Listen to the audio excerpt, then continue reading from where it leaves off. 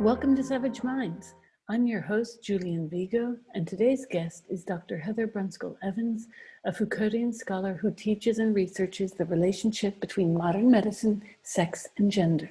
Her latest book is Transgender Body Politics by Spinifex Press. Welcome to Savage Minds. Heather, how did you come to approach transgender body politics from the larger political and philosophical landscape? Julian, I'm very pleased you've asked me that question because in the past few days I've done a number of interviews about the book, and people always ask what motivated you to write it. And it's very difficult to talk about what motivated me to write it outside of the larger context of political philosophy. And of course, most people aren't actually interested in the larger context of political philosophy when they're questioning me about transgenderism. So you've given me an opportunity to actually go to the source, in many ways the source of how I got captivated by the issue of transgenderism and what I regard as a real threat to liberal democracy, as well as to the rights of women and children, who of course make up a large part of liberal democracy. So thank you for giving me this opportunity. So if I just return at the moment to some of the principles of liberalism that I think are threatened at the moment. So if we think of liberalism as being made up of a few issues, I'll just enumerate them if that's okay. So if we think of political democracy, limitations on the power of government, universal human rights, legal equality for all citizens, freedom of expression, respect for the viewpoints of others and the diversity of different viewpoints, and honest debate, where actually engaging in debate and hearing the other point of view is a fundamental cornerstone of living in a liberal democracy. Respect for evidence and reason, and of course the separation of the church and the state. And freedom of religion. So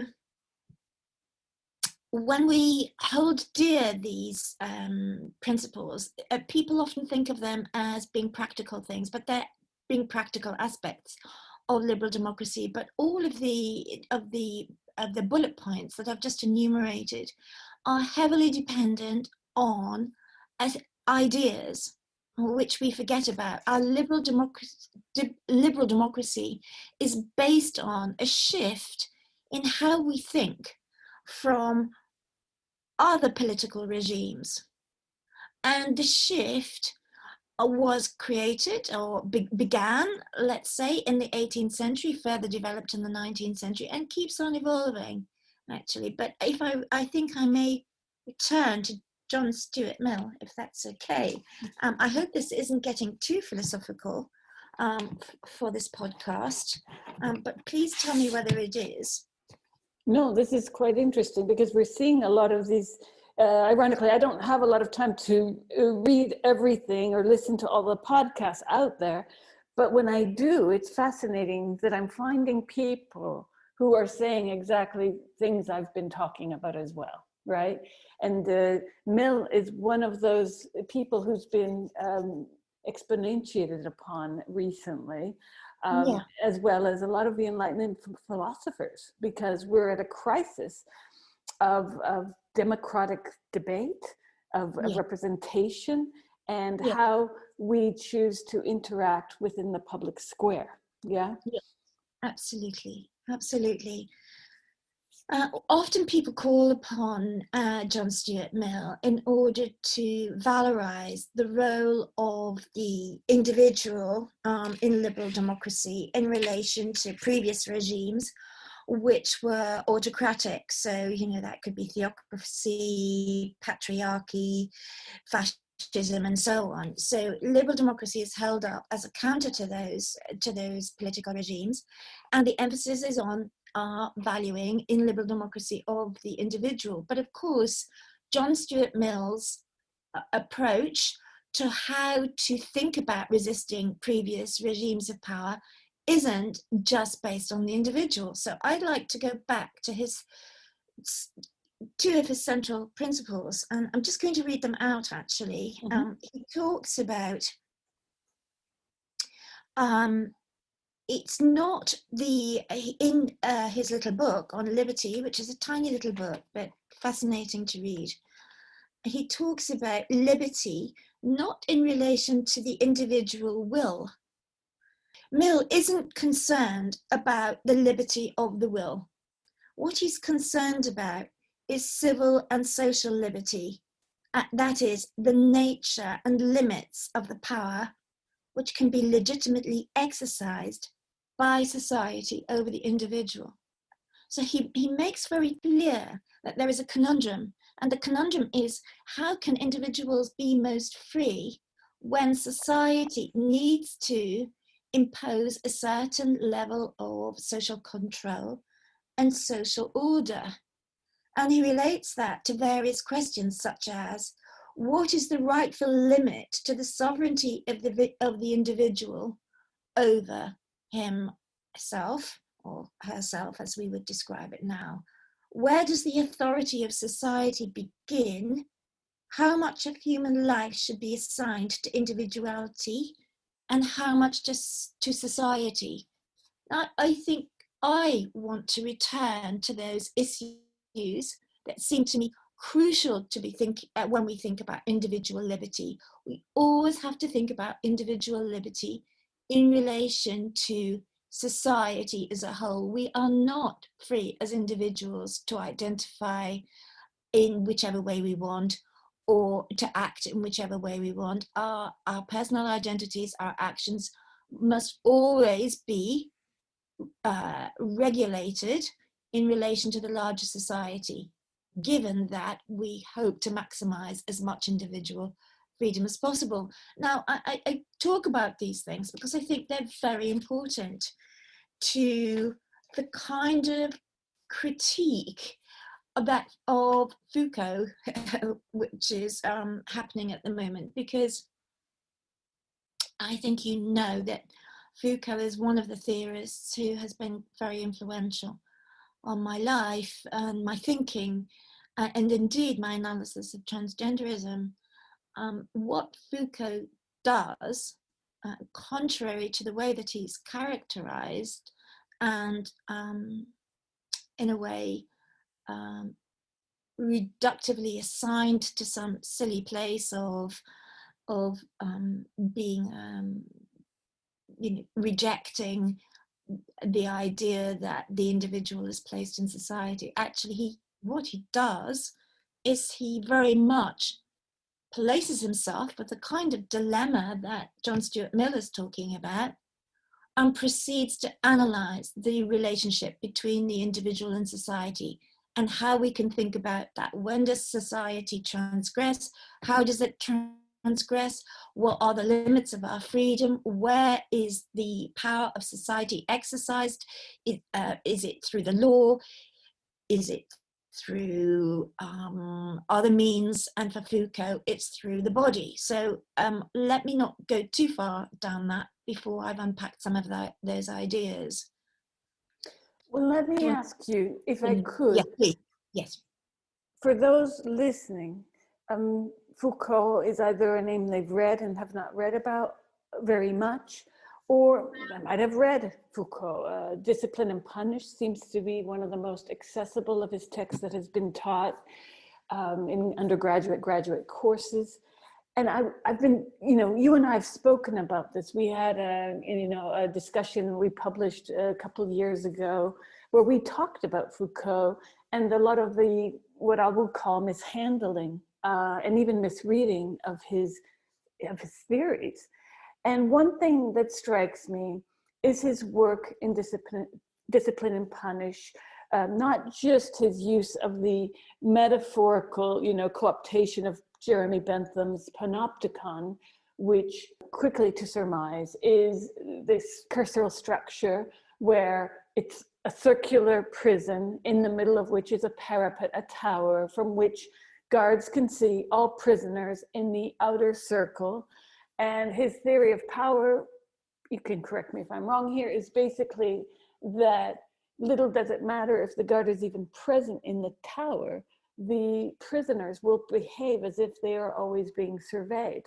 And he applies this, replicating it in an almost a geometric pattern, throughout society, such that everyone is conterminously in the tower and the prisoner, that we are always conscious of watching and being watched.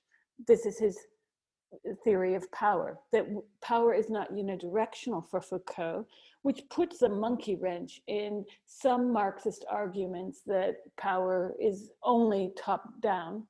Foucault sort of says, well, there's a power structure that's much more complex than this. It's not a one-way street. Not to say that oppression doesn't exist, but he examines, for instance, in the handling of the plague and how Paris itself was broken up into certain sectors of where the plague was more contained and more surveyed, the way that bodies of let's say educational schools, the military schooling, were organized. And then later on in his trilogy of history of sexuality, how sexuality was also maintained and surveyed. All of these various books of his, they have one stream in common, which is about how power is exercised onto the self. And so I found it really interesting when I would read, years ago, Ario ran an essay by Helen Pluckrose, which has now grown into the book, This Is My Theory, it became her book, from James Lindsay and herself co-authored, on basically an assault on everything that's wrong with identity politics, much of which I agree, but their critique and her critique of postmodernism is something I find hodgepodge and not really well thought out when it comes to Foucault, because they're calling Foucault a postmodernist, for one, which he is not. He's definitely a post-structuralist. And they are also saying that everything about identity politics is rooted in his theories, which in fact, if you read Foucault, it's the exact opposite of this. And I'm wondering now, in what you've been talking about with John Stuart Mill, and this idea of how the subject understands herself politically within greater society, how on earth has it been possible for people to read the exact opposite of what Foucault actually stated? He was very much against this kind of modeling and labeling of the mental hospital patient. He was against the judicial process of having someone declared insane, right? So how is it that we've come to 2020, 2020, and we're looking at a body of critique against one of the most important philosophers of the 20th century that are based on a misreading of his work, effectively? Well, I think the problem is, and I hope to get back to this, that Foucault is conflated with or seen to be the author of queer theory. That's one of the reasons why he's getting a good bashing at the moment. And I'm very critical of queer theory. And and Foucault clearly wasn't a queer theorist, never described himself as such. Other people have taken his work and given him the label of being a queer theorist. If I could, I do hope that we can get to that point. But if I just go back, Julian, you brought up the really central issue that Foucault talks about. He talks about how power works through self-surveillance. And in doing so, he is critiquing a Marxist model of power. Now, to say that is not to say that Foucault is against Marx in any way. He didn't reject Marx. He pointed out that where Marx is concerned to talk about the way that all of our consciences, as it were, a consciousness, we think of ourselves as being agents of our lives, but actually our consciousness is shaped by the economic conditions in which we live. Foucault agreed with that, but said that power worked through that mechanism, but also through other mechanisms, which is the self-surveillance that you're talking about. But if we talk about his analysis of the prison, what he's really talking about is the shift. For example, he's using that as a metaphor. This is a shift from one political regime to another. So what he's warning us about is the issue that John Stuart Mill was talking about, was the limits of individual sovereignty and how society controls the individual. So Foucault is talking about a regime in which a prisoner previously might have been hung, drawn and quartered. For example, that we had brutal regimes of punishing prisoners. Now, Foucault isn't saying that.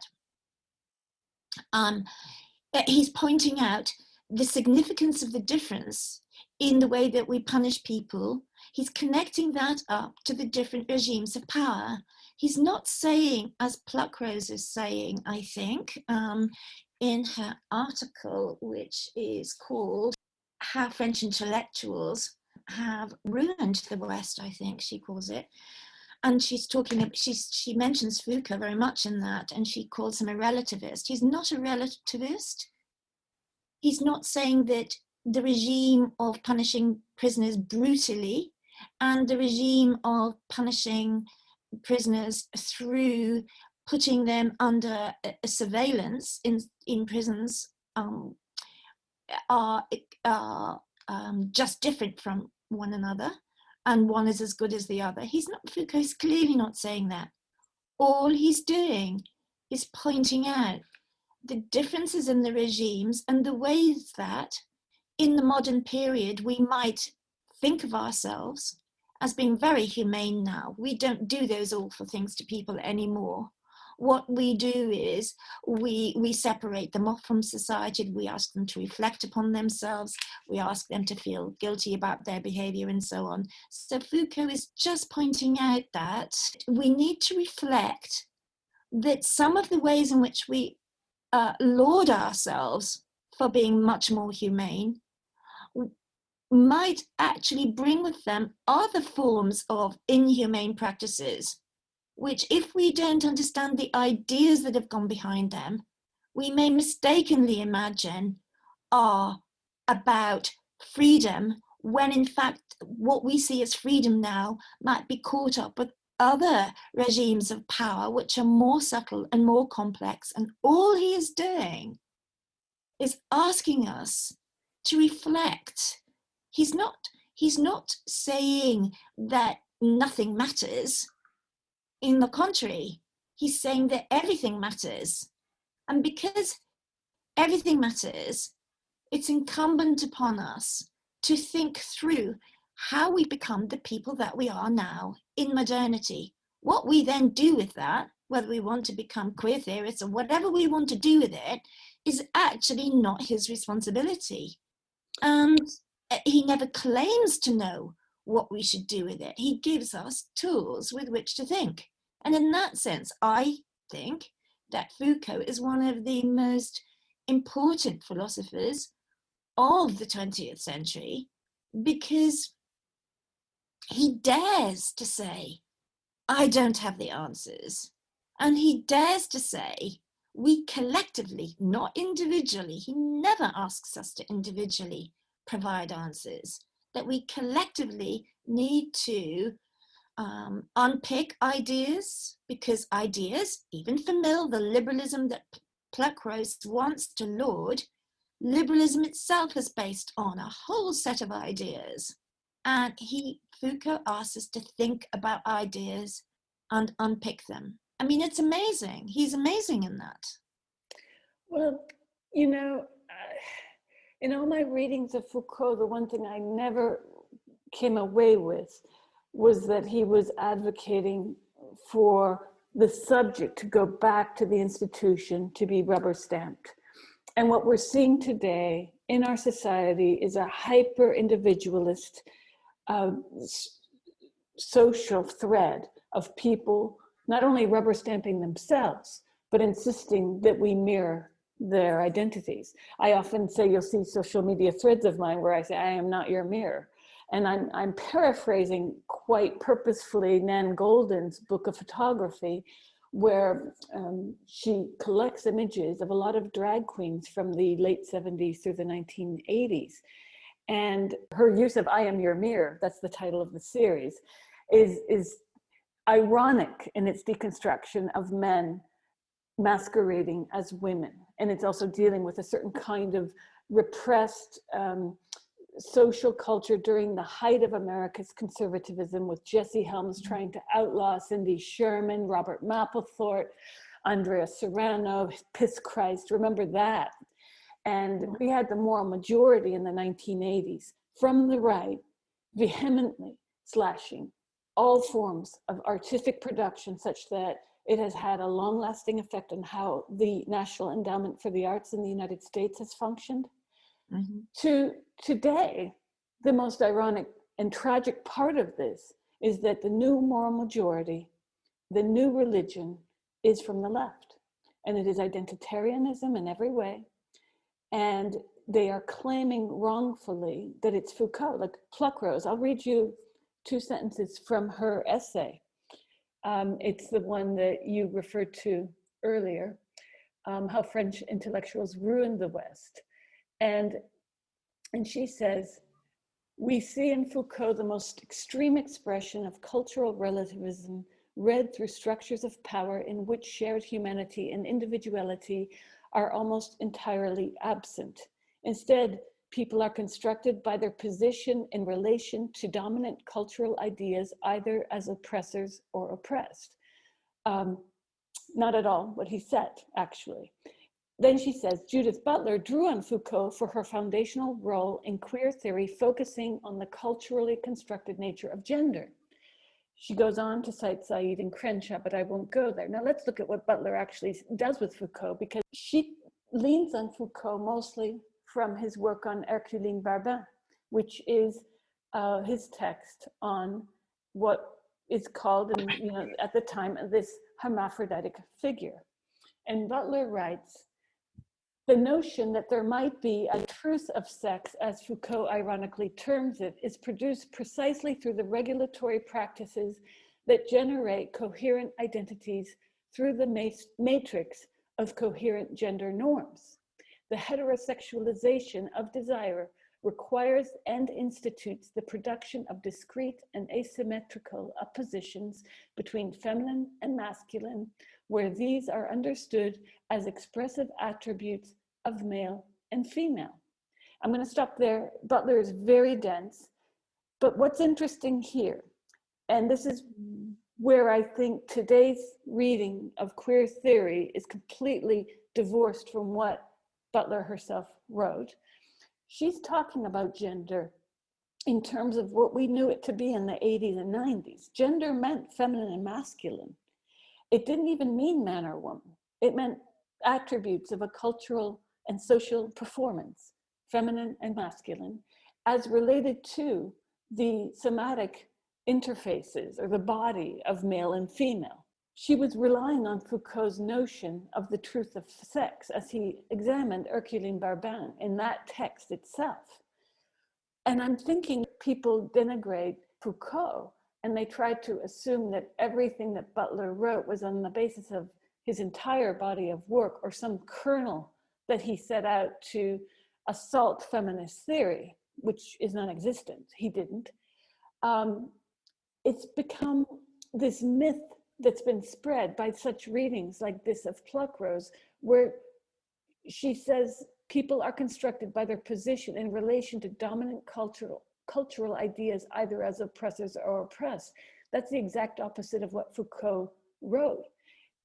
He was looking at how people can be both oppressors and oppressed, for instance, and how being in the tower of the panopticon, or being the one who's looked upon, represents all of us simultaneously. This notion of the heterosexual subject is something that Butler's work seeks to produce from this text, she's looking at the way the heterosexual subject was historically the norm.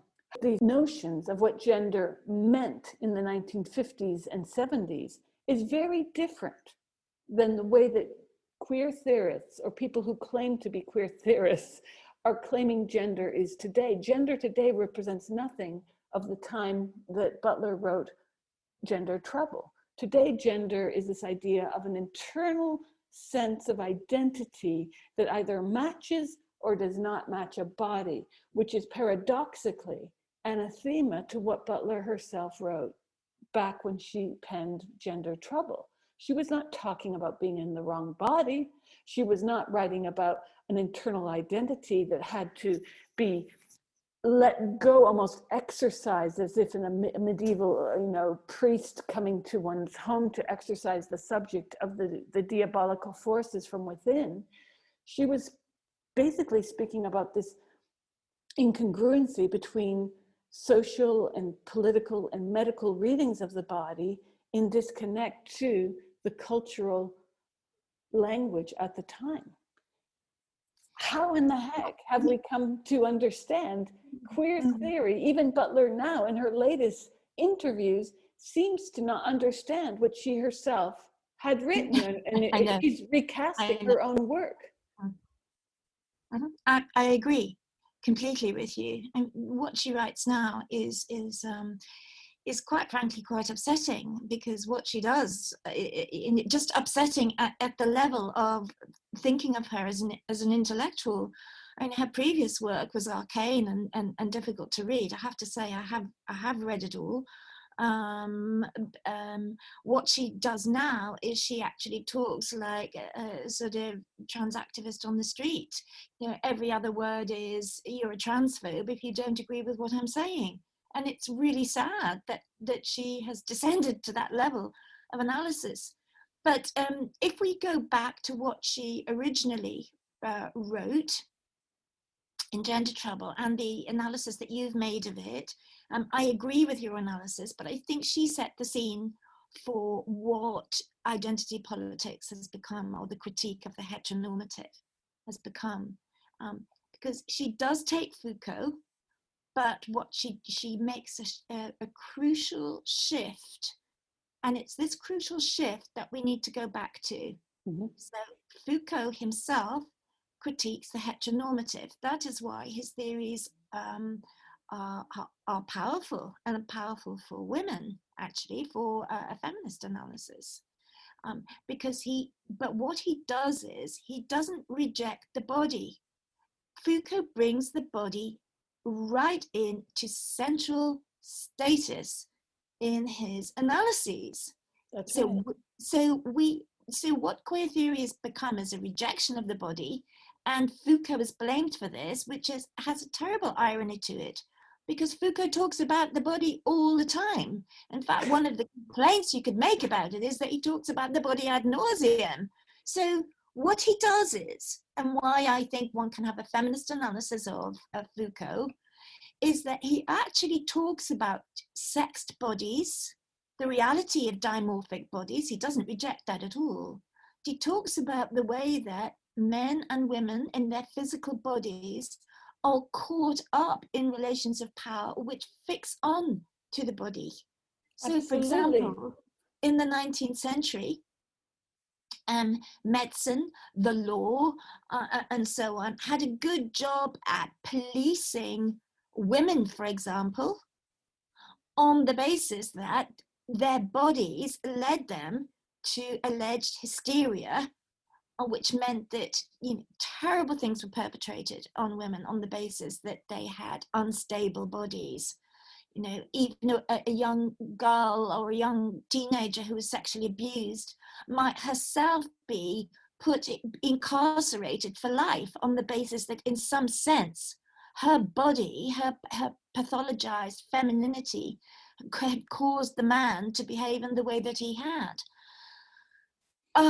So Foucault is wonderful, actually, at a historical analysis of how sexed bodies were taken up by the authorities, by discourses like medicine and the law, and policed through them. And that what actually happened, and the wonderful thing about his analysis is that we end up believing as human beings, as individuals, that we have a deep sexuality, and by sexuality he wasn't talking about sexual desire. Actually, he was almost talking about gender, but gender hadn't been invented at that time. So when he talks about sexuality, he's talking about the relationship between the social construction of how we understand our sexed bodies.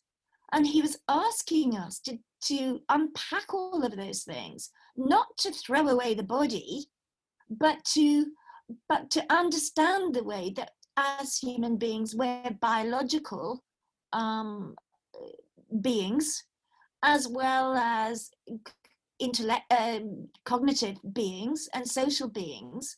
And how does this materiality get shaped by liberal democratic societies in order that we think that we are free? So liberal democracies function on the basis that we imagine ourselves to be free. And if we imagine ourselves to be free, we can lose track of the ways in which we're not free. So Foucault is asking us women and men, to look at the ways in which we can perceive ourselves as having a very strong identity, and it's around gender and sexuality, might be the very ways in which we're most policed. In the very moment in which we think of ourselves as being most free, might just be the very time that we are most policed.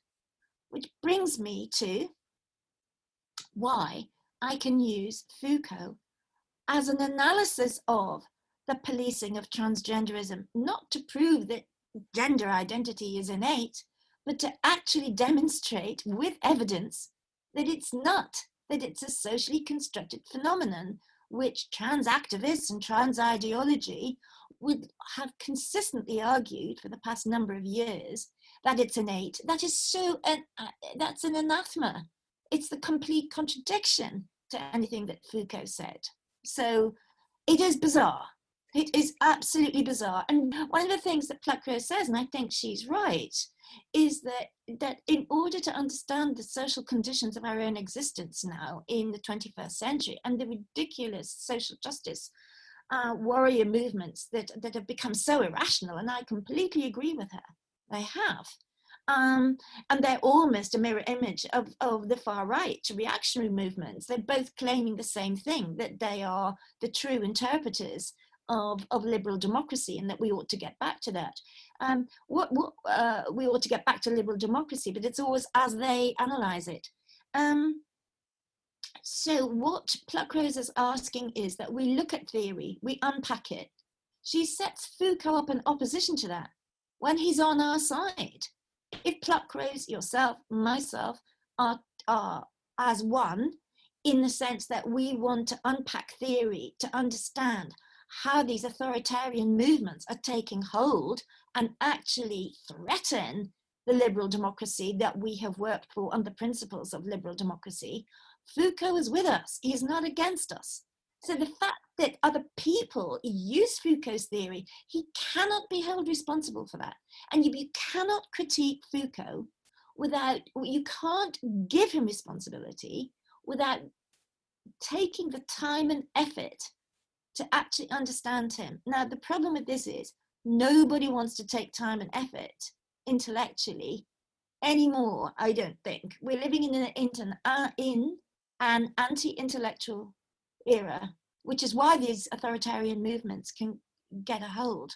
No longer are we asked to provide some sort of evidence, and that can be theoretical analysis, for why we take the positions that we have. We've now bastardized what Foucault said, turned it round, and said that whatever we feel, heteronormativity is now the baddie. And if in some sense we are placed outside of that heteronormativity, we are therefore essentially a goodie. So it's become so simplified. So anybody who feels that they are excluded by heteronormative discourses automatically takes up the position of being the valiant warrior on the side of social good, who wants to, who can overturn everything else, everybody else, and all social structures, and will eventually arrive at nirvana, where these people will rule and everybody will be free to be exactly who they are. This is such a misreading of Foucault as to beg a belief. Yeah, I can't say much more than that, really. Well, my worry is that, and I've had this discussion with other people on the left, where Foucault is now being trashed as also, I'm sure you've read those who claim he has approved of pedophilia. He has advocated for pedophilia. This was a huge misreading of a very widespread French movement on the left in the 1970s. There were two things going on in France. One was to fight for the rights of prisoners and to lower the age of consent. Now, alongside Foucault were other people, and this was Simone Signoret, Yves Montand, Simone de Beauvoir, Jean-Paul Sartre.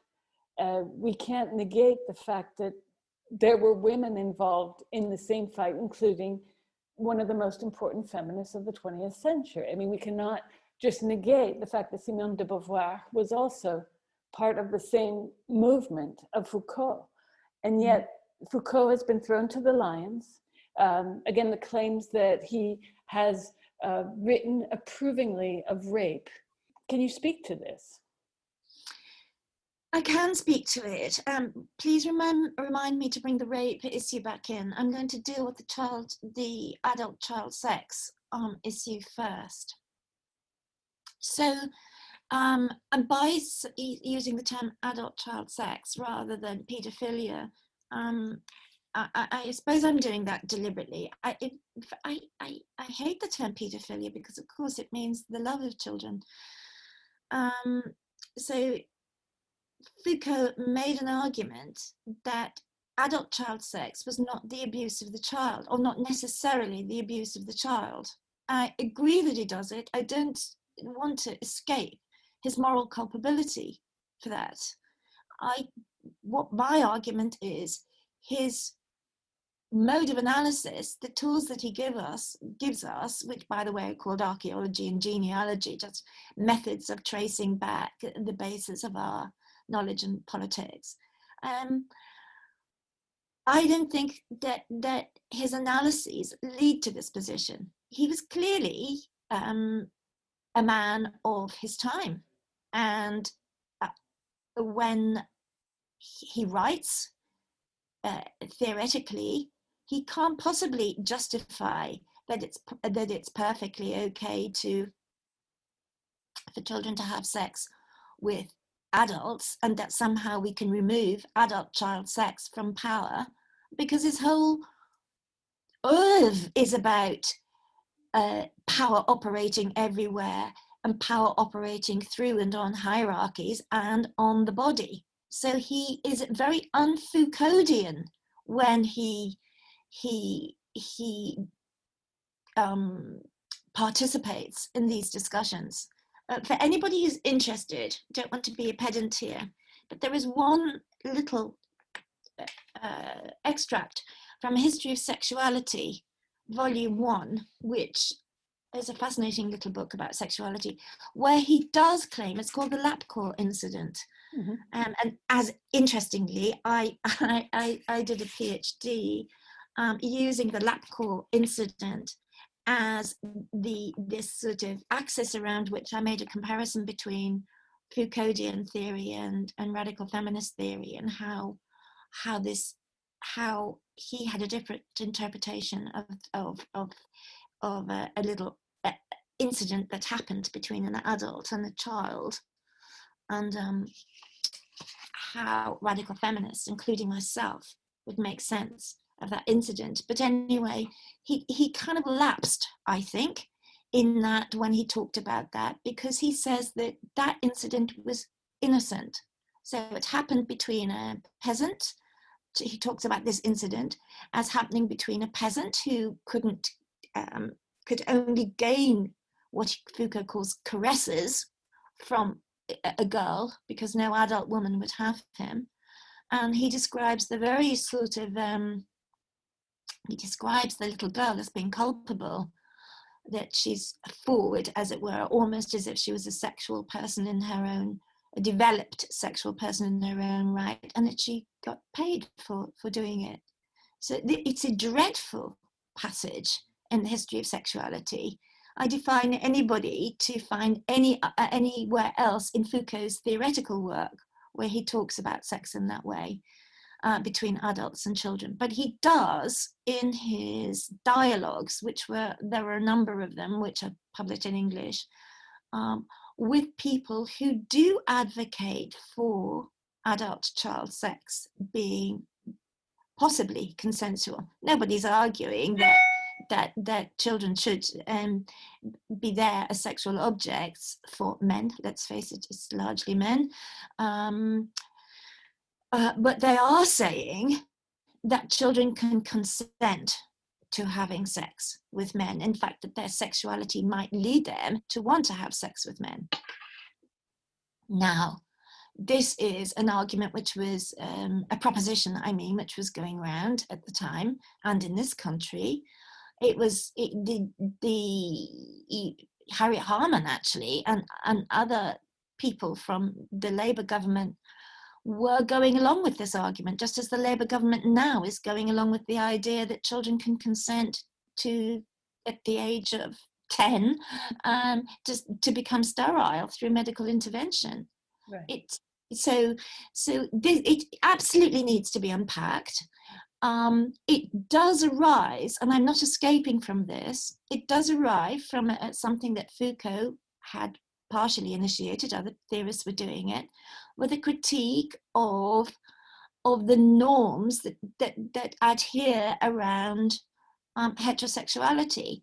So what actually happened was, since he critiqued those norms, anything that fell outside of that, all the forbidden areas that fell outside of it, so, same-sex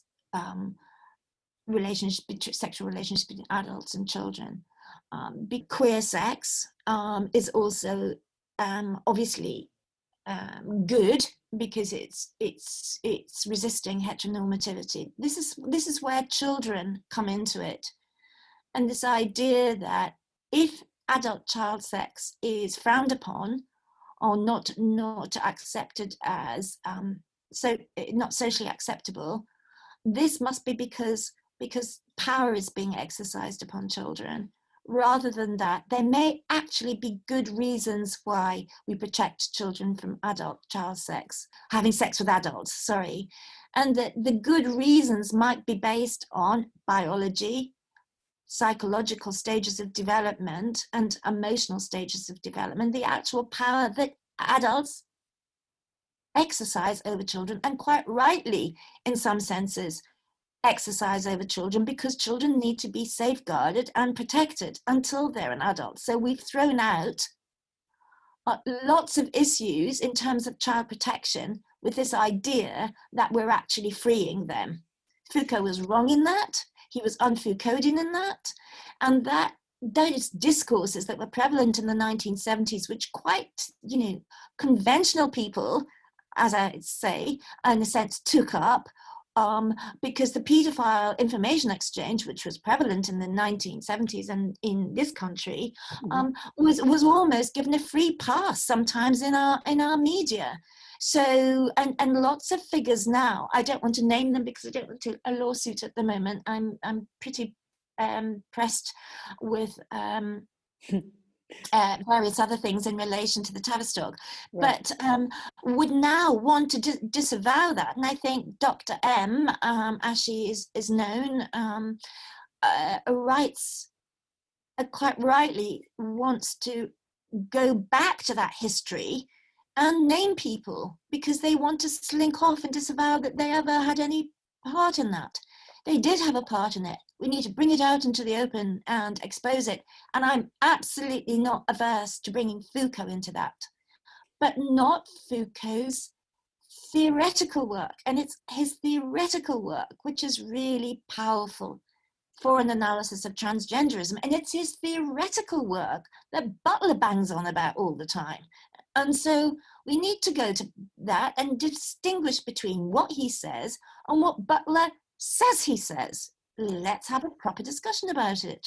Well, there's also a will that, and this speaks to our current era of cancel culture, purging, harassment, to outright pulling of pieces from publications, hounding editors, such that now we're living in an age where it's not cancel. I mean, cancel culture is such a silly word in a way, because we're living in a wider sphere of if someone runs a piece, that magazine or that editor or writer will face any number of repercussions, to include just auto-censorship. And that's what's happening. We're getting a lot of censorship that's happening even before the piece is run. So editors are saying no to pitches because they know what's going to happen to them. I've had it happen. But what I find interesting is, feminists, many, not all, have reacted to Foucault's work. I find sometimes, without having read him, they said, well, I heard, such and such a person speak about Foucault. And I said, well, have you read Foucault? No. But then I go back to someone like Anne Cahill, who suggested that Foucault was guilty of basically seeking to define rape as solely a violent crime.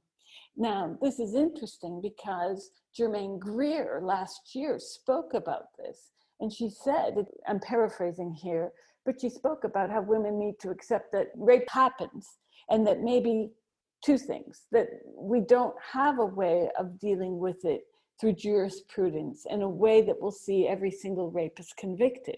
So she asks women, what can we do next then? What can we do to assure ourselves that crimes such as rape and sexual assault might be handled with the full knowledge that we can't send innocent men to prison because the lack of proof. This is a huge problem today. Then we have someone like Foucault who's accused of approving of rape, even textually.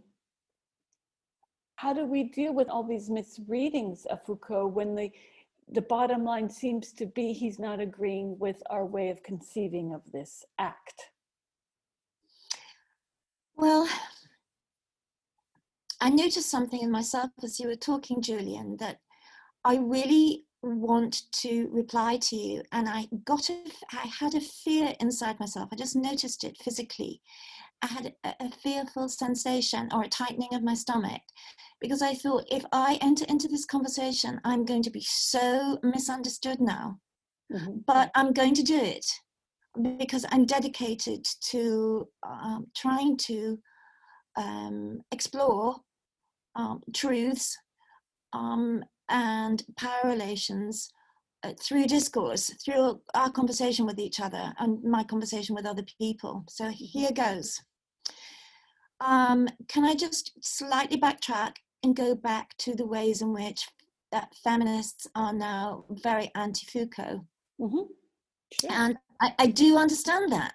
They're told that Foucault is, Foucault is demonized, and they believe that he's demonized for a reason, and then the reason is justified because he says, in their mind, the demonization is justified because he does say dreadful things in his conversations with people about child sexual abuse, and he does talk about rape. I'm going to come back to the rape thing. I'm not trying to avoid it, but I have to tell you that I realized that I should shut up about Foucault. I was once at a conference where I tried to explain why Foucault was such an influence on me, and I have to tell you, the conference imploded in the same way that when I talk about feminism and my critique of transgenderism, there will be trans activists who force a situation in which the conference has to come to an end. They stand on my desk, they push me around, whatever they do. And in this conference, Radical Feminist Conference, in which I was trying to explain why Foucault is important to me, not that the other people there had to make Foucault important to them, very much the same dynamics occurred within the conference. People accused me of erasing their truths, almost erasing them, that what I was saying was so dangerous, and so on. And I felt like the two sides were being mirrored. They were almost identical, just from different positions. It was very, very disturbing. Very disturbing. So whichever way I'm caught in a vice grip, I'm accused of erasing one set of people, and then me, the very same person, is accused of erasing the other set of people who they violently disagree with each other, but the main emotional response they have is that that whatever it is that I say is actually erasing them. So this can be seen as a very serious thing, actually. It is a sort of metaphor for what we've already discussed going on in our culture, where actually discussing things is now becoming forbidden. It's being risen to such an emotional pitch that the other person, whichever side you're coming from, hears you as doing nothing else but annihilating them. But, we could talk for hours about that issue. Let's get back to the rape thing. I think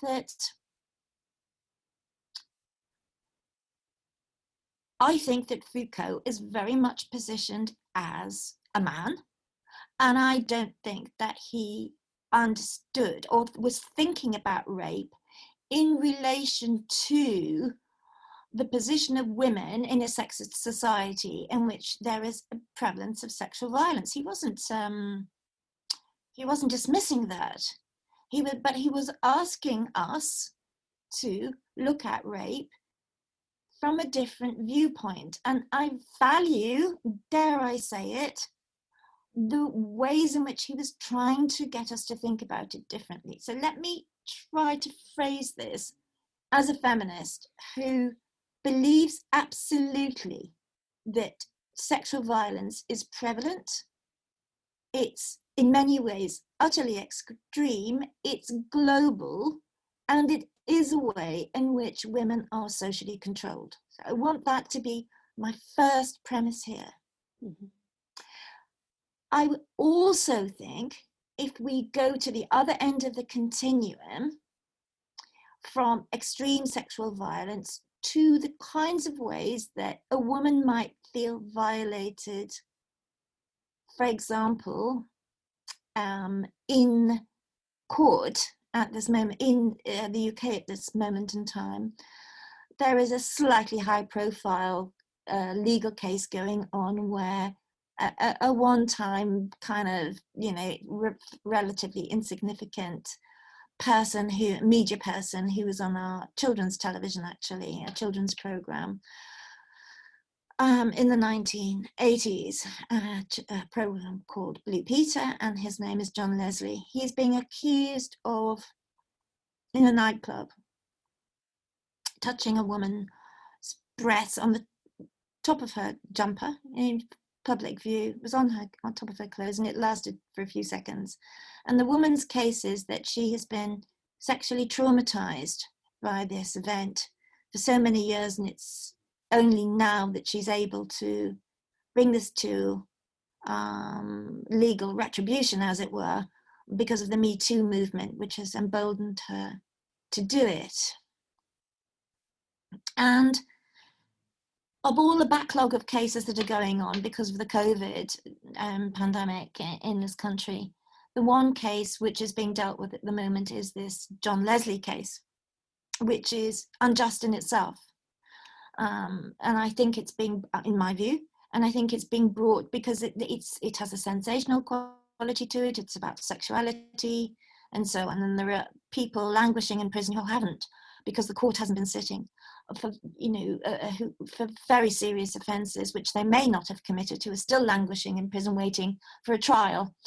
I hope that makes sense. Anyway, John Leslie is now, this trial is going ahead and the media is sensationalizing it. You know, they're calling him a predator and so on and so forth. So what I'm trying to point out is that the idea that a woman can be so traumatized in the public, having somebody place his hand, which he certainly shouldn't have done, if it is true that he did it. He certainly shouldn't have done it. But the idea that this can be so traumatic that her life has been blighted for the past however many years ago now, 12 years or something, seems to me something that we need to reflect upon, that somehow sexual predation is viewed and framed conceptually as so dreadful for women that what we're in danger of doing is minimizing or numbing ourselves actually to the actual sexual predation which happens, so that if women can, so I'm really, I hope this is making sense, Julian, to you. Yes, yes. No, good. We have to get this into some kind of proportion. Now, if we go back to Foucault's theory, what he talks about the way that we've come to understand sexuality, and by that he means our biological sex bodies in conjunction with the idea of gender, in conjunction with what we will take seriously and what we won't take seriously, where medicine gets involved and so on. You know, that has led to this idea that somewhere deep inside us there is something so truthful. So it's almost like the Holy Grail. It's like our sexuality has become our soul. Given that we're no longer religious, we found a soul somewhere else. We found the inner true beingness of ourselves, in the truth of an inner sexual identity. And what he's trying to do when he problematizes the issue of rape, he's not saying that rape is insignificant. He's not saying that rape isn't about sexual violence. He's attempting to say that if we have this idea that our soul, our very inner true selves, revolves around the preciousness of a sexual and gendered identity, we will then see someone putting their hands on the top of our clothes briefly for a few seconds as a sexual assault of such magnitude, because what is happening is our inner self is being threatened. So I would like to take Foucault's ideas in relation to the sexual soul and apply it to rape. And I do it as a radical feminist who is horrified by the amount of sexual violence there is, horrified by the way that nobody seems to care very much about it, actually, in the way that, if we just take the example of Rotherham in the UK, where young working class girls who needed protection were actually being routinely sexually abused, and we couldn't talk about it. And one of the reasons we couldn't talk about it was to do with sexism and racism and fears of being called Islamophobic because of the perpetrators in Rotherham at the time. God, I'm going to be pilloried for even saying that, even now. What you're saying reminds me of what happened in a Facebook group where Posey Parker was speaking exactly about this. She highlighted the fact that in the UK, what are called grooming gangs of largely South Asian men were sexually assaulting, raping also women and girls who were largely not South Asian. This became known over many years to include very harsh words from the then police chief who investigated these crimes. And people have now come out saying that they were fearful of making investigations and speaking out because of their being perceived as racist. That was one of the comments that was echoed over and over again. And we're seeing that same kind of self-reflection and super self-consciousness coming out of the gender arguments today, where even people, I can't tell you how many emails I get from people, including some well-known, who say, I completely agree with what you're saying, keep at it. And I write them back invariably to say, why aren't you adding your name to this? Why aren't you speaking out? Because as much as the woke transgender groups of people, and there's many supporters who by far outnumber them, would like to think that they are on, to paraphrase Owen Jones, the right side of history, we've already seen more than ample evidence to show that they're not. The many examples that we have historically to what's going on today are so many just within the 20th century, from the way that mental illness was treated, with many long stays in hospitals because the subject was deemed homosexual. You have the famous case of American actor Frances Farmer, who was put into an insane asylum and raped, and she became a lifelong medical patient because she did not square with their rendering of a functional human. And going back, this all goes back to what we've spoken about earlier, and the fact that Foucault, he's not the author of queer theory. He's not the author. He has nothing to do with postmodernism, but he was the author of what he calls biopower. And he talks about biopower as a series of strategies and mechanisms through which basic biological features of the human species have become an object of political strategy. And he dates this back to the 18th century. Now, how on earth has anyone read Foucault, Pluckrose, Lindsay, others, without having realized that the entire centrifugal force of his work is based on the body? It's not the rejection of the body. And here we are, being afraid to say things in many different political theaters, but they're all echoing over each other today, right? I mean, we're seeing this with what we've just discussed with Foucault and gender, feminist issues with Foucault, misreadings of his work in terms of gender identity or just identity politics.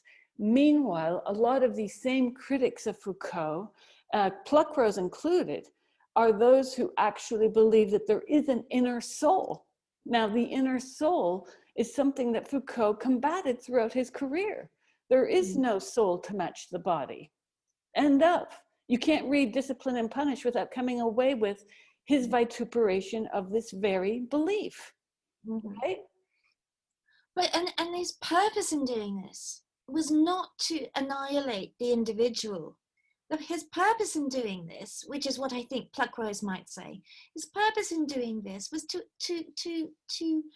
think around how we can maximize as much as possible the kinds of freedoms which in modernity will benefit us. I think the surveillance that we've just been talking about, whether it was with the abuse of girls and young women in Rotherham,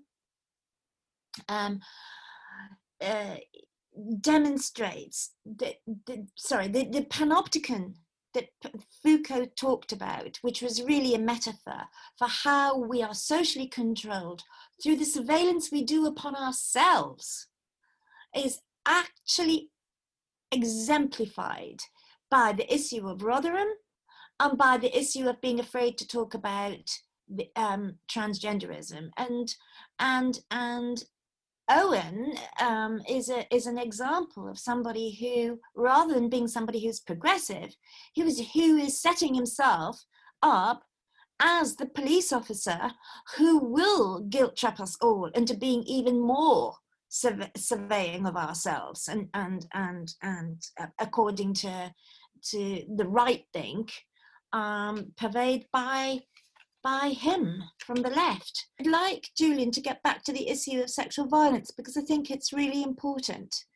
What I want to say about this is that whilst we're concerned about relatively minor things. What actually happens is we tolerate sexual violence is because sexual violence in our society it coheres around class as well as class issues, as well as women sexist issues.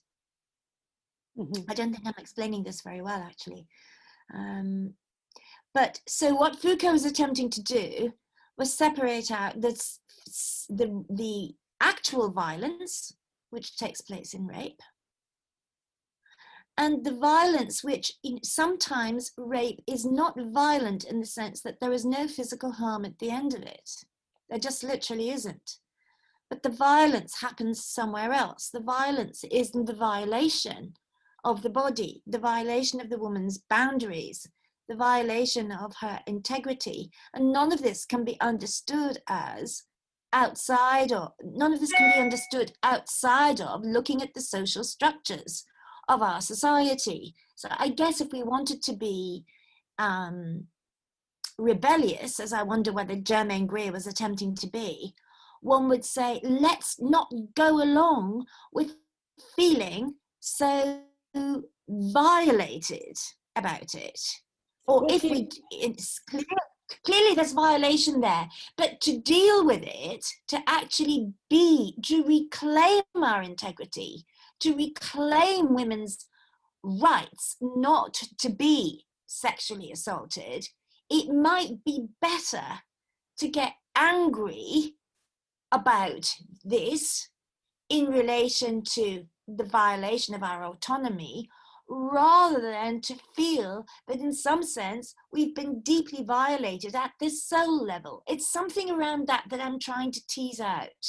Well, it's interesting because when Germaine Greer made these comments, it was in 2018, she wrote, here's a quote: "If we're going to say, trust us, believe us, if we do say that our accusation should stand as evidence, then we do have to reduce the terror for rape.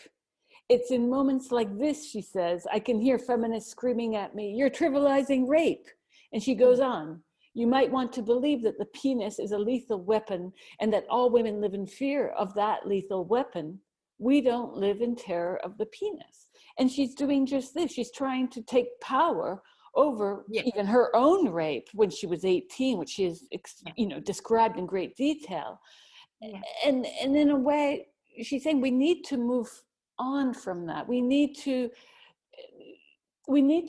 stand by our word that this is a wrong and this happened, but we also need to be able to move beyond that moment and create a new space of growth.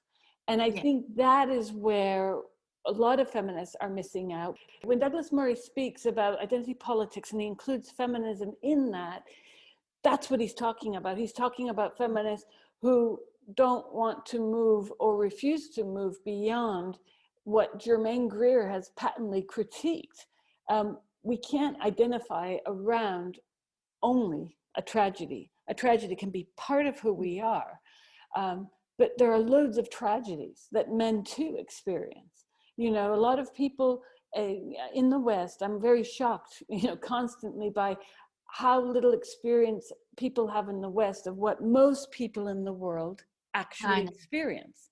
And you see this, I've lived all over the developing world, and what people, would say is child slavery or child violence is a quotidian fact of life. So that when I'm going, through the streets of Mysore and I see a 6-year-old beggar who's also helping her mother do the dishes because they live in a tent by the side of the road, well, that's interpretable as many things. It's also largely a repercussion, it's entirely a repercussion of capitalism. Now, we're feminists, let's say, and I'm not trying to pick on just feminists because there are many leftist feminists who agree with us, but where we can't contain capitalism, we must therefore critique it, and we must see our own subjectivity within that larger framework, so that if we're going to create our subjectivity uniquely around the penis, we have a problem there, because our identities whatever we want to call ourselves, will never match up with the ability for, just look at what we're living on. Who can afford to leave lockdown or not? Well, all the people saying, oh, but let's continue lockdown, we're finding out that a lot of those folks are the most economically advantaged. And the people that they rely upon to keep lockdown for them, because, you know, my argument has been for months now, the people enjoying lockdown are living in lovely large homes and are relying on delivery drivers who, even in the UK, Germany, wherever, they're often immigrants who are barely getting by on their salaries. And the exploitation of labor is coming out through what is a new form of biopolitics. You know, we're seeing where Foucault gave birth to the notion of biopolitics. This was taken up by people like Giorgio Agamben, who looked at this quite ferociously after 9/11, and he critiqued the state of exception that he has written several books on, where he says that we can't actually concede that our governments shut down our human freedoms and rights while expecting this to be a temporary measure. He says that in the realm of the political itself, that by making an exception of the very people in whose name this exception is created, we are actually allowing the sovereign to have power over life and death, meaning our own lives and death, and that they can designate which life is worth saving, which life is worth killing. And Agamben was one of the biggest critics of the global war on terror. And it's in large part, not just, you know, I was reading Chomsky, I was reading Cockburn, I was, you know, very much reading Agamben's work on this figure, because what happened in my country is we had 14,000 Muslim men who were disappeared. I've written about it, and every time I write another aspect of this massive disappearance of Muslim men, I get emails from people saying, I'm American, I didn't even know about this. Well, of course not. The way the media has functioned, even independent media has stayed away from this, because there is a fear of being, you know, after 9/11, there was a fear of being called anti-American. That was one of the big slurs used, just like today it's transphobia, then it was anti-American. If you recall, in the United States, they were renaming French fries freedom fries. And we saw that there was this regard for human life that allowed for certain kinds of extermination politics when it came to the many black sites that the US had around the planet, even floating sites where men were kept in secret detention. I spoke to a man in Queens who was an American. His parents were Pakistani. He was on an airplane when the call came through, thanks to a politician that got him off the plane. Otherwise, he would have been sent to a country where he had never spent a second of his life, all because he was perceived as being a terrorist because of bad information. So where we have biosecurity that came about post 9/11, we are now seeing re-imbibed today with contagion.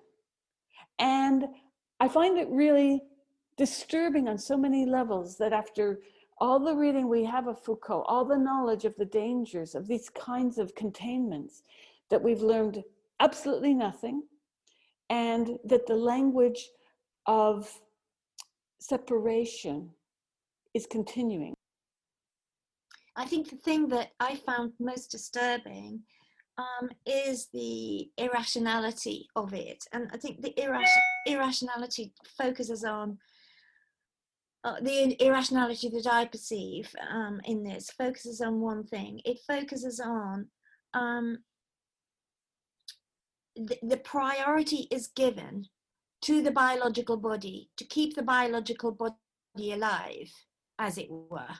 So the rationale is that it's the very old and it's those people who have underlying health conditions that we're all pretending to protect such people. Of course, this is absolutely great. I'm all for protecting people's lives. But given that there is a way in which the whole social, political, ethical focus is on just keeping the bodies of these people alive. And so the rest of all the ways in which we live with our bodies in society are then neglected. So in looking after the biological body, we've let go of all sense that there are other aspects to being physically alive which need to be attended to. So, you know, I could give long lists, you could give lists, you know, the consequences of this for children, for people who are incarcerated in prison, who can't get there, who can never go to trial to find out whether they're innocent, to the dangers to the economy, and so on. The manifest ramifications of this, and the people who will die because they haven't been able to go to hospital for other issues. It's huge. It's absolutely huge. And it becomes difficult to talk about this because people will accuse one of not caring for the biological lives of people. So, for example, do I want to? I'm suggesting that people who are in nursing homes who are very, very old should be left to the dogs to die of coronavirus. So, of course, that isn't what I'm saying, but I'm saying that the reality of life is that people get old and they die. And sometimes their lives will be slightly shortened by coronavirus. And I honestly, I'm a very kind person, I assure you.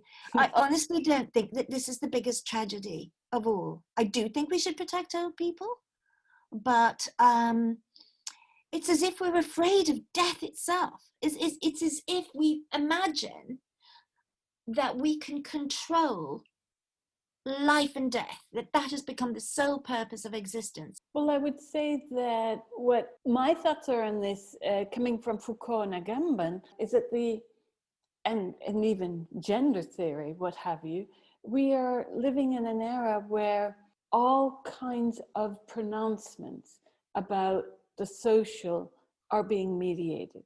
And that's of great concern to me. What we are living in is in a perennial condition of emergency that to me, it recalls everything we've gone through from post 9/11, when we were told in New York, there were signs put everywhere. If you see something, say something. And they would show a picture of a backpack under a seat. So you had to worry that it was a bomb.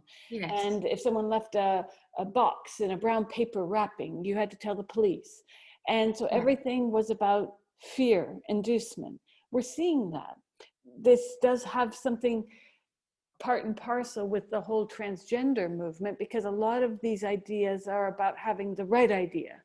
But science, we should accept science is science because it was proven and tested through many bad ideas as well.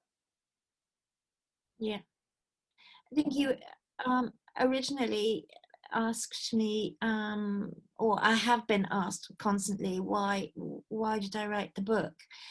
And I think that one of the motivators of it was, as I said at the beginning of our talk with each other today, is that what is actually happening with the issue of transgenderism signifies so much else that's going on in our society at the moment. So it's not just a thing in and of itself, which is serious, really serious enough, but that it's an example, it's an effect of larger social forces that are going on, of which transgenderism then becomes an example.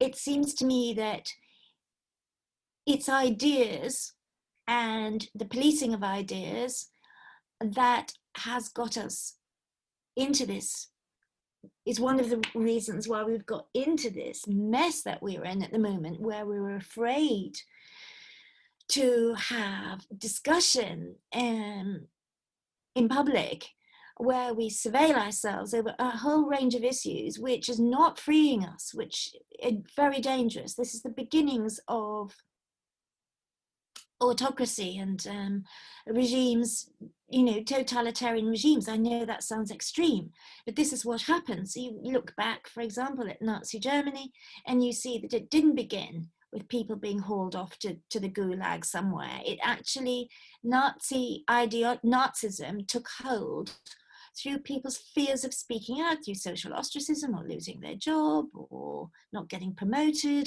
And the same book burning, then it extends to that, then it extends to don't let your neighbors know, don't even let your family know what you're thinking. I'm not saying that we're creating Nazism, obviously. I'm talking about the component parts of the way that human beings behave when they are being controlled by singular ideas, and how people police themselves in relation to that. And in the end, it will become quite explosive. One of the explosive things, of course, is that transgenderism is a men's rights movement. Absolutely it is. And it is the old patriarchal social structure where women were told what to think, what to, you know, what they could say, what they couldn't say, how they perceived their own bodies and the power of their own bodies. Is now there is an assault on that. It's clearly an assault on that, and I hope that the book itself demonstrates the various ways in which that assault, which sounds extreme as I'm talking about it, it sounds extreme, but is actually happening in practice. And the amount of money actually that goes into the promotion of this ideology, largely from American men who now think that they're women. So we were at a very serious pass in relation to this. And I think you're quite right into bringing the fear that we have over the COVID-19 virus. Yeah, I think they are connected. One thing that's striking to me about the trans rights agenda, that we're seeing an enormous number of women get on board, and something that I didn't think I would see, even, you know, not just because many are younger women, but there's this alliance to support these people. Now, you know, someone would say, well, you're discounting trans male lives and whatnot. But the movement, the transgender movement, was started by males who identified as transgender. And women were an afterthought. And it was part of a larger political strategy, which I witnessed firsthand in New York. Transgender studies took hold of academic departments by attaching itself as an, you know, interdisciplinary module, as part of cultural studies, as part of even literature. A lot of the participants in the mobbing that goes on around the transgender issue are women. So I always wonder, why are women participating in what is really a men's rights movement? Yeah, I know. Many are not aware that it's a men's rights movement because they ally themselves with the weakness of the subject, their perceived weakness of the subject, that these poor men are being marauded, these poor men are being forced to kill themselves, and now it's these poor young men and women, you know? And I think that this desire to be kind has its place, but I don't think the desire to be kind or kindness itself should have any place on the political stage. I think we need to be careful about mistaking kindness for complicity in something that's much more maniacal. A different way is, I think a lot of the people, and to include some of the nice feminists who are making arguments for true trans arguments, I don't think there's anything nice about telling people that they need to surgically modify their bodies. I know some people will disagree with me on this, but I think there's something very nefarious afoot there. How can we tell someone that we accept them as the trans subject that they are, and let me throw money to your surgery, or let me help you have a means to making you a medical subject for life, where you face increased risk of heart disease, liver failure, kidney failure, and cancers? How is that nice? I could just put it another way too. I can understand the desire to be kind and so on. I probably took this attitude myself 3 or 4 years ago.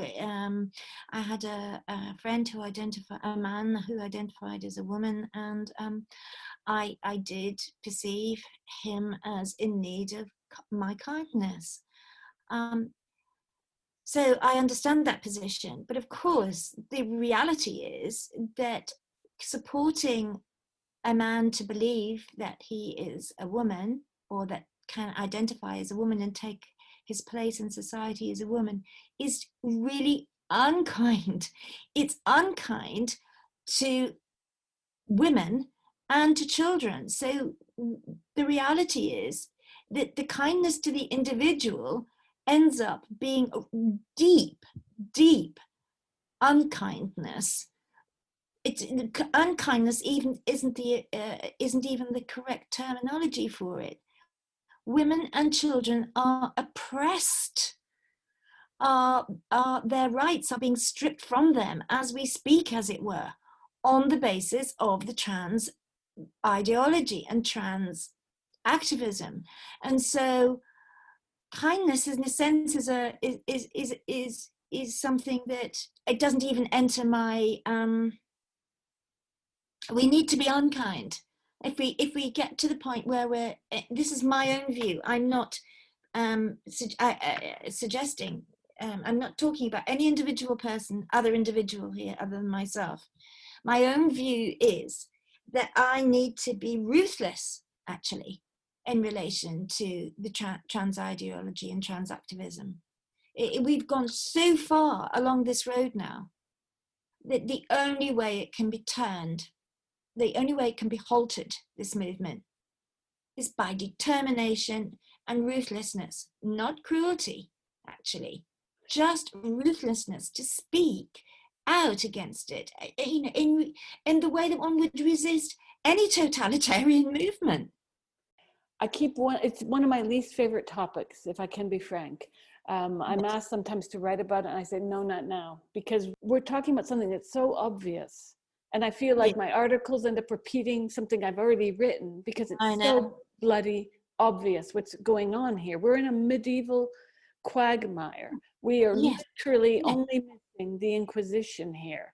It's exactly, again, back to Foucault, it's what he's talking about. There's no soul to be foisted from the body. There is no gender. And that's why these people who run around saying cis, they don't get it when I say nobody's cis but trans people themselves. And that's the paradox. If you're going to claim that your body's mismatched but you're correcting it, guess what? Trans are simultaneously cis. I do not claim to have a gender. I never will have a gender. I've never had a gender. I've had to combat, like you and like every other man and woman on this planet, gender stereotypes, and men have to combat them too. And I think the danger here is that we're not really attacking what's feeding this, and what's feeding this are these people who have created a very firm lobby. It's not just the men funding it. The media has been paid handsomely to cover this. The Guardian takes $250,000 to cover this. Other newspapers are taking money. We can't even trace it all. I have done my best to trace it from the American Human Rights Commission, and they have roughly $4 million a year they throw at media to run what Trump would call fake news, what most of us would call fake news, quite honestly. These are infomercials. The Guardian does it, CNN does it, Forbes does it, and they're all, this content was paid for. And they have to put that little mention somewhere at the beginning or the end of the article. It's paid content. It's how most of these independent media are running today. There's zero science on this. There's zero social science on this. What we do have, thanks to Lisa Littman's wonderful work, is strong correlation between social contagion and medical mismanagement and medical malpractice, as your work and current lawsuits are showing. Now, we are not able to address that because all these people who are clamoring for the rights of these trans identified people want to feel good about themselves. And this is what no one's discussing. Why are we not discussing the fact that we're living in a culture where people's only means of feeling worthy, respected, and true subjects in their own right, as they perceive the true subject to be, is by having this mantle they've taken on as being a trans rights advocate, as saying trans women are women, or Owen Jones reminding us what side of history we're on. We really need to take a much more critical approach to understanding these social subjects who have, in a very perverse way, regurgitated religion through this narrative. It's no longer the Pope, it's no longer will the church be headed in Constantinople or in Rome. It's trans women are women or you are out of there. And it's not just Maya Forster's job at stake. There are many other people who've lost their jobs and their livelihoods. There are people, I have had people write me, they have lost their right to visit their child over this issue from a divorce. And an ex-spouse who's used their public position on transgender ideology to have their visitation rights taken away. So we're talking about a human rights topic, aside from the scientific hokum of flat earthery that we've been handed on the left. On the right, we are given an entire political platform that's pawning itself off as progressive. It's not. As being righteous, as being future oriented, and that we are the ones who are politically regressive. It's actually frightening on so many levels, because our human rights are being eroded. At the bottom of it all is our right to free consciousness and free speech. And it's being eroded so quickly. Your book has been out, and can you speak about the kind of pressure you had or your editors had to stifle your book's publication? If you're talking about the last book, I've had a wonderful experience with my editors, because it's Spinifex Press, and they have been encouraged me to write this book. So I've had a different experience with other editors, and I write about that in the book. So if anybody wants to know about the different experiences in trying to write about transgenderism, please buy the book. It's quite inexpensive. I think that what I do write about in the book is this as a men's rights movement. But what I do say also is that women facilitate it. Women on the ground facilitate this movement as the handmaidens of it. So it's not, I'm not opposed, when I say it's a men's rights movement, when I talk about this in the book, I'm not opposing men as all bad and women as all good at all. I'm trying to point out that the way that, and I'm going to use the word patriarchy as a social structure, which Foucault, by the way, agreed existed. He didn't reject the idea that there was a patriarchy. He talked about the way it expresses itself through the way that we turn ourselves into subjects of patriarchy. So my analysis of it, although I don't talk about Foucault in the book, is that women participate in the patriarchy as much as men. And women's position is that they will facilitate the norms of patriarchy, which is to prioritize men. So there are women who call themselves feminists who argue vociferously and passionately against the feminist argument, a feminist argument such as mine, that it is outrageous to put men who've been convicted of rape into women's prisons because they identify as women. That it's totally and absolutely objectionable at every level. There are people who call themselves intersectional feminists who will only analyze that from the point of view of the poor man who identifies as a woman, who would be physically assaulted if he went into a men's prison. So how have we got to the point where people who identify with feminism will see it, will look at this from the point of view and the man and the man's feelings, and he must be protected from the men who would beat him up or physically assault him if he were put into a man's prison because he now identifies as a woman. It's almost, I'm exhausted with talking about it, actually. And one of the reasons why I'm exhausted with talking about it, because there's an attempt, I'm constantly trying to explain something which actually beggars belief. It's almost as if the onus then becomes on me to explain why this is outrageous. The onus is not on those people, Dio and Jones is the intersectional feminists, to explain how they have arrived at their moral position. Everything's turned upside down. Everything's upside down in our world at the moment. And this is one example of it. You asked me about publishers. The publishers of the previous books that I did with Michelle Moore about the medicalizing children, there was an attempt by the Tavistock to prevent the publication of the last book, the second of those two books. And I think that the fact that they attempted to do that became known on Twitter, for example, was a way of me gaining some security from the illegitimate exercise of top-down authority, as it were.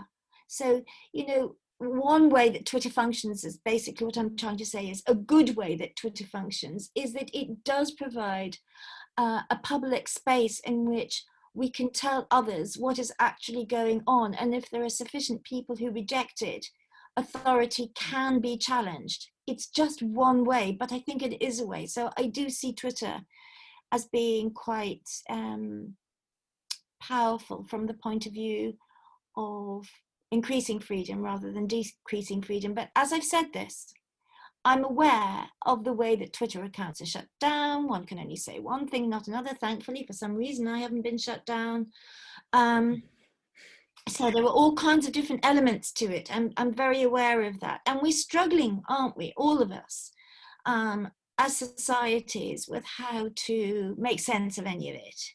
Especially because I'm talking about something which should be something that I don't have to talk about. I mean, I'm actually trying to convey a madness.